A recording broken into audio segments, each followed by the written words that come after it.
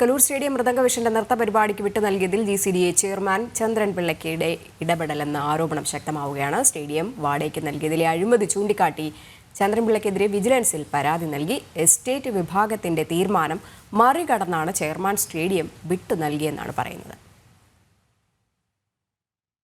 മൃദംഗവിഷ്ണു mega മരുന്നുനാട്യം പരിപാടിക്ക് Kaloor stadium വിട്ടു നൽകിയതിനെ ഉദ്യോഗസ്ഥർ എതിർത്തിരുന്നു.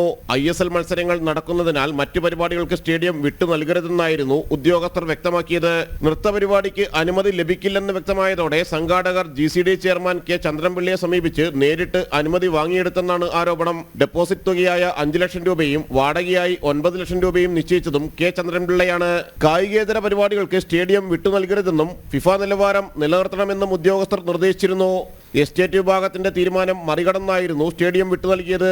GCDAയുടെ എല്ലാ ചട്ടങ്ങളും മറികടന്ന് ചെയർമാനും ചില ഉദ്യോഗസ്ഥരും കൂടി സ്റ്റേഡിയം വാടകയ്ക്ക് നൽകിയതിൽ വരുമാന തട്ടിപ്പ്, ഗൂഢാലോചന, വൻ സാമ്പത്തിക തട്ടിപ്പിലൂടെയുള്ള അഴിമതി എന്നിവ ചൂണ്ടിക്കാട്ടിയാണ് കടവന്ത്ര സ്വദേശി ചെഷേർ ടാർസൻ പരാതി നൽകിയത്. പരിപാടി നടത്തുന്നതിനാവശ്യമായ എല്ലാ അനുമതികളും ബന്ധപ്പെട്ട വകുപ്പുകളിൽ നിന്ന് ലഭിച്ചാൽ മാത്രമേ അനുമതി ലഭിക്കുകയുള്ളൂവെന്നും സുരക്ഷ ഉറപ്പാക്കേണ്ടത് സംഘാടകരുടെ ഉത്തരവാദിത്തമാണെന്നും വാടകയ്ക്ക് അനുവദിച്ചുള്ള ഉത്തരവിലുണ്ട്.